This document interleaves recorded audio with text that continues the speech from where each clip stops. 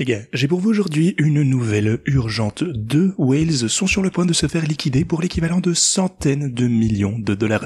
Tout ce qu'il suffirait, c'est un tout petit peu plus de chute et la cascade à la baisse pourrait commencer. Alors, il faut que je vous explique tout ceci au cours de cette vidéo.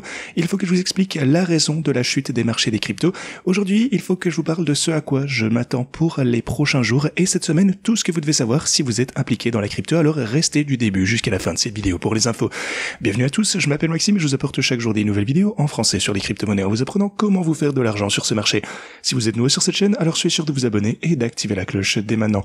Ok, ceci dit, allons droit au but. Ce que vous pouvez constater pour le Bitcoin, c'est qu'on a bel et bien rechuté, on a atteint mon niveau de support ici aux 81 700 $, et à partir de ce moment, eh bien, on a assisté à un rebond, ça pour le coup on pouvait s'y attendre, je vous ai parlé de ça dans la vidéo d'hier. Je vous ai également parlé de la probabilité d'une rechute pour l'Ethereum pour le coup jusqu'au 1805, suivi pour le coup d'un rebond comme vous pouvez le voir. Voilà un petit peu ce qui est en train de se passer actuellement, mais eh bien, j'aimerais voir comment ce rebond va pouvoir évoluer à partir d'ici. On a déjà connu pas mal de rebonds, c'est vrai, mais ça a toujours mené à des creux de plus en plus bas. Comme vous pouvez le constater ici, la tendance à la baisse pour l'Ethereum ne s'arrête pas. Donc on verra bien. La première chose à faire pour le coup, ça va être de franchir la ligne en pointillé jaune. On a également la moyenne mobile ici, donc la moyenne mobile sur 200 jours, cette ligne verte va également renforcer cette résistance. Donc ici, ce sont les deux éléments que je surveille de très très près actuellement. Donc on va voir comment ce rebond va pouvoir perdurer. Mais voilà, encore une fois, pour l'Ethereum, vous pouvez voir que le rebond s'est établi aux alentours des 1805. La question est maintenant la suivante. Étant donné le sentiment baissier actuel qui est vraiment médiocre, certains disent que l'Ethereum est mort par exemple, mais alors ce qu'il faut bien comprendre, c'est que si vous comparez l'Ethereum au Bitcoin, eh bien non seulement on est à un niveau extrêmement bas par rapport aux quelques dernières années, mais en fait on s'approche carrément d'un niveau qu'on n'a plus vu depuis le bottom de 2019. C'est juste absolument incroyable. Ça fait des années qu'on n'a pas vu une valuation aussi petite. Donc je pense que c'est l'une des meilleures opportunités d'achat pour l'Ethereum. Si vous pensez bien sûr que l'Ethereum va survivre, alors pour moi c'est une opportunité d'achat absolument énorme. Mais si vous pensez que l'Ethereum est mort, eh ben, oui, c'est sûr, ça s'annonce pas super bien. C'est à peu près à quoi ça ressemblerait, mais il faudrait bien sûr poursuivre cette tendance à la baisse. Mais, selon moi, il y a tout de même pas mal de chances que, à partir de ce point, à partir de maintenant, et compte tenu de la distance actuelle, on est environ 23%, donc 23% de ce niveau par rapport au Bitcoin, je pense que ça va conduire au minimum au court terme à un rebond important et il faudrait ensuite que ça puisse se maintenir. Et si ça ne se maintient pas, eh bien la situation s'annonce effectivement très très mal. Donc voilà, ça s'annonce pas super bien pour l'Ethereum de toute façon, vous pouvez le constater, mais si on regarde simplement ce graphe dans son ensemble, eh bien on se retrouve à des niveaux qu'on n'a pas vus depuis de très très nombreuses années. En fait, ça fait vraiment plusieurs bull market qu'on n'a pas vu ce niveau, donc ça pourrait être une grosse opportunité d'achat si vous pensez bien sûr que l'Ethereum n'est pas mort. Pour ma part, vraiment je refuse de penser que l'Ethereum est mort. J'ai vu ceci à maintes et maintes reprises, à quel point le sentiment peut être mauvais, et puis tout se retourne tout d'un coup et on assiste à une forte remontée. Donc je pense toujours que l'Ethereum a un rôle important à jouer dans ce marché haussier, mais ouais, de toute façon, on verra bien. Il y a un gros niveau de support ici, donc à 20 à 23% d'un Bitcoin.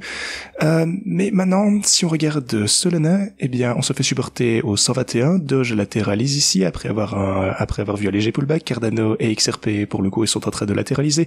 Les marchés traditionnels vont ouvrir un petit peu plus tard ce soir, ce qui va être très intéressant à suivre.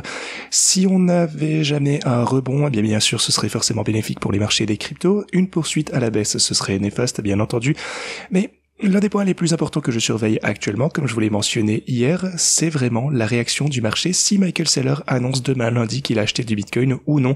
Parce que, eh bien, rappelons-le, il a levé 700 millions. Alors, a-t-il déjà commencé à acheter ou non? S'il annonce avoir déjà acheté, eh bien, à mon avis, le Bitcoin va chuter. On n'a pas moyen d'y échapper.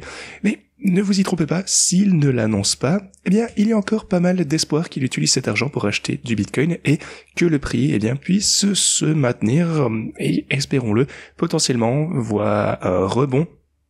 Mais voilà, ces niveaux font peur, c'est vrai. On va voir si on peut s'orienter bientôt vers une tendance à la hausse.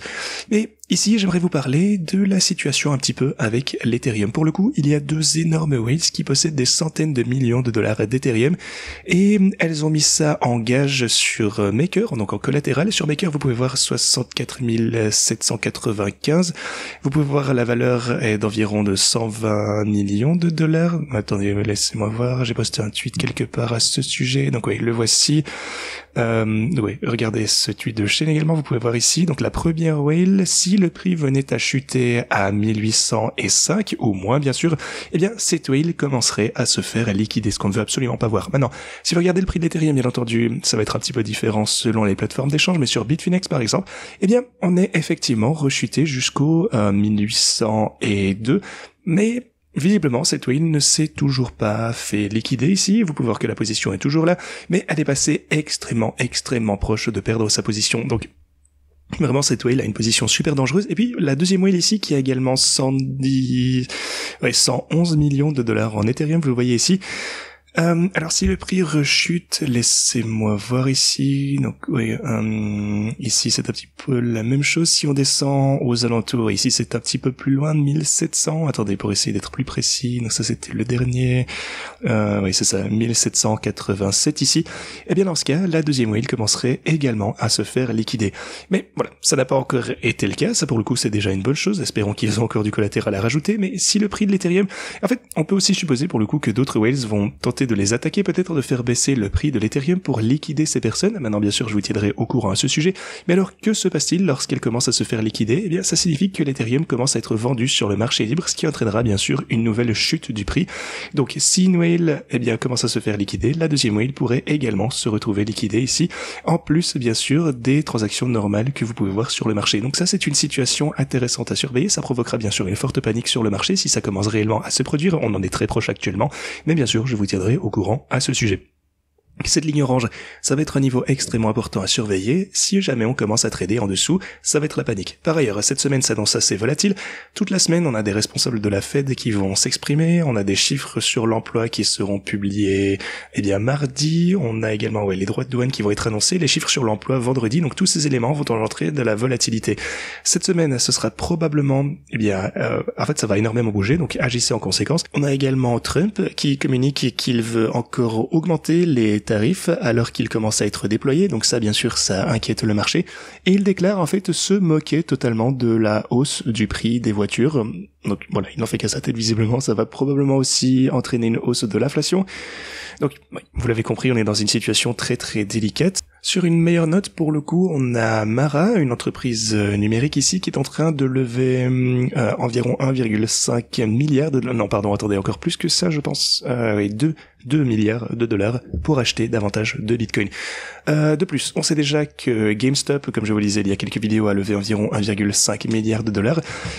Et ceci, ça pourrait représenter environ 3,5 milliards de dollars en pression d'achat, sans compter Michael Saylor qui a levé 700 millions de dollars également. Donc, on va dire à peu près 4 milliards de dollars de pression d'achat au total. Donc voilà, c'est une somme assez importante. Espérons que ça puisse redresser un peu le marché. Aussi, on a les utilisateurs de FTX qui vont également commencer à recevoir davantage des fonds qu'ils avaient perdus il y a de ça quelques années.